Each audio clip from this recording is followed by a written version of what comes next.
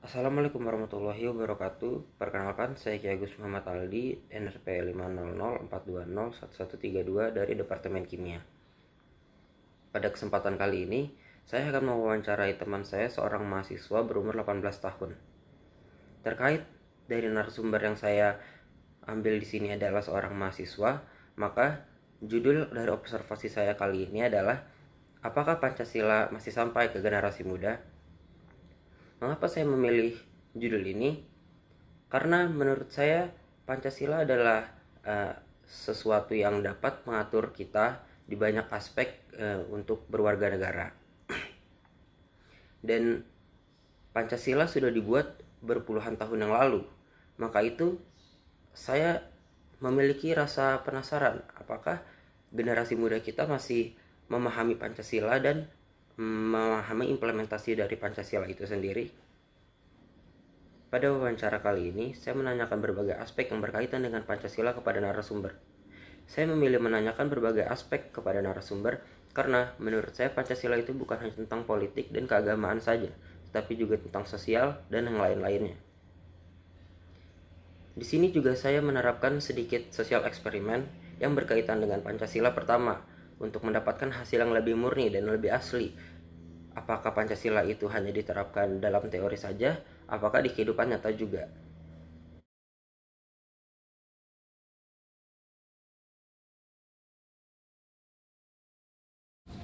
Oke, sip. Ya, makasih ya, Di.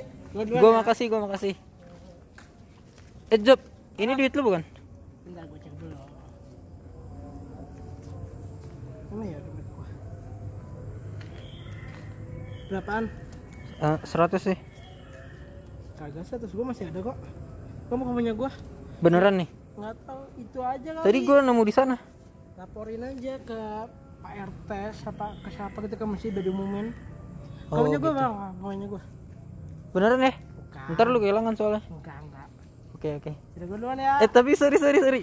Apa gue cuman sosial eksperimen doang tadi. Kan kita lagi ngomongin Pancasila. Jadi kita ngomongin tentang ketuhanan, gue ngomongin kejujuran. Enggak apa-apa ya, masuk ya. Bang. Santai ya. Ya. Oke, thank you, Job. Oke.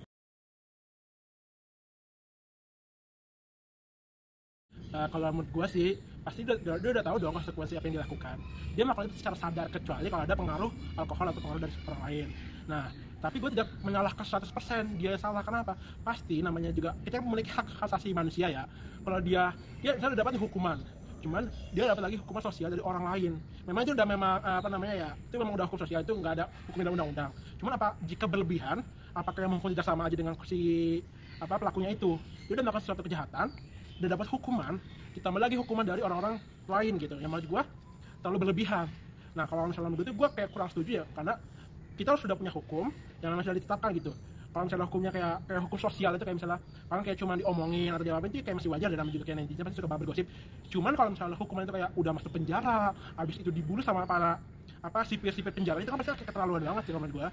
Menurut gue ya dia salah. Cuman kayak kenapa hukuman dia itu kayak dia tuh udah gak berhak untuk hidup gitu, seakan-akan di mata orang-orang lain gitu sih menurut gue.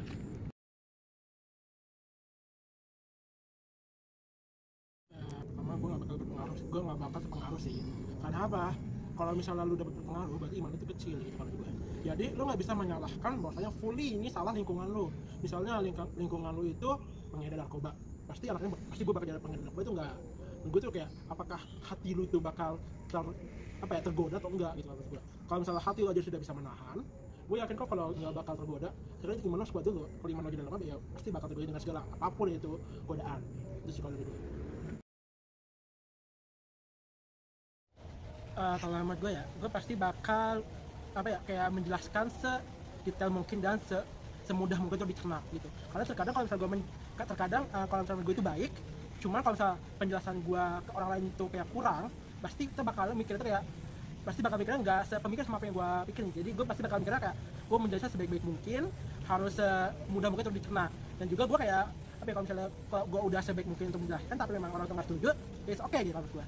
Ya mungkin dia punya pendapat lain yang dia itu paling baik gitu lah. Jadi gue tuh nggak bisa memaksakan ego gue. Oke, kalau gue ini paling benar, jadi ini harus dilakukan. Gue nggak bisa kayak gitu. Jadi kayak gue dengerin dulu pendapat dia, Dan gue kalau misalnya pendapat dia ada yang kekurangan, gue bakal berpendapat nih, oh oke, kalau menurut lo ini bagus, tapi kalau menurut gue di sini ada kekurangan di sini. Gue bakal menerima pendapat dia, tapi gue dulu nih, kalau gue kasih kekurangan, gue memberitahu kekurangan pendapat dia, nanti apakah dia, nah dengan begitu kita bakal mendapatkan kayak pendapat yang terbaik bagi kita berdua. Jadi gue gak bisa memasukkan ego gue gitu. Jadi kalau gitu.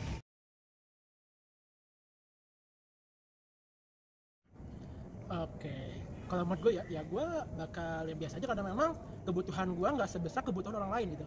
Kalau menurut gue ya itulah memang keadilan, dimana kita nggak bisa sama ratakan semuanya. Ketika gue dikasih 50.000, misalnya gue dikasih 50.000 dengan kebutuhan gue yang tidak banyak, dan orang lain dikasih 50.000 dengan kebutuhannya yang sangat banyak, ya pasti menurut gue itu justru malah adil. Kalau menurut gue, kenapa? Kebutuhannya lebih banyak, cuma apa yang diberikan kepadanya sama seperti gue.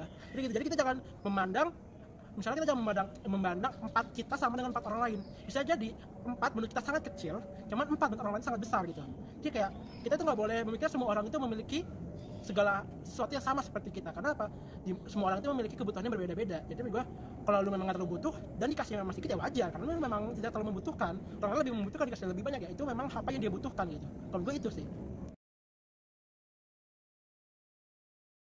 Dalam wawancara saya kali ini, terbukti bahwa Pancasila dapat dipahami dan diimplementasikan oleh generasi muda kita. Tidak secara teori saja, melainkan secara praktik dalam kehidupan sehari-hari juga. Itu dapat dibuktikan dari sosial eksperimen kecil yang saya lakukan, di mana sosial eksperimen itu terkait oleh Pancasila ke-1, dan di video tersebut dijelaskan bahwa orang itu tidak ingin mengambil uang yang saya berikan, yang saya bilang di mana itu adalah uang beliau. Di situ dapat kita buktikan bahwa implementasi kecil dari Pancasila ke-1 sudah cukup tertanam di generasi muda kita. Saya harap semua generasi muda kita dapat mengimplementasikan Pancasila ke-1 sampai ke-5 di kehidupan sehari-hari juga. Sekian dari saya, kurang lebihnya mohon maaf. Wassalamualaikum warahmatullahi wabarakatuh.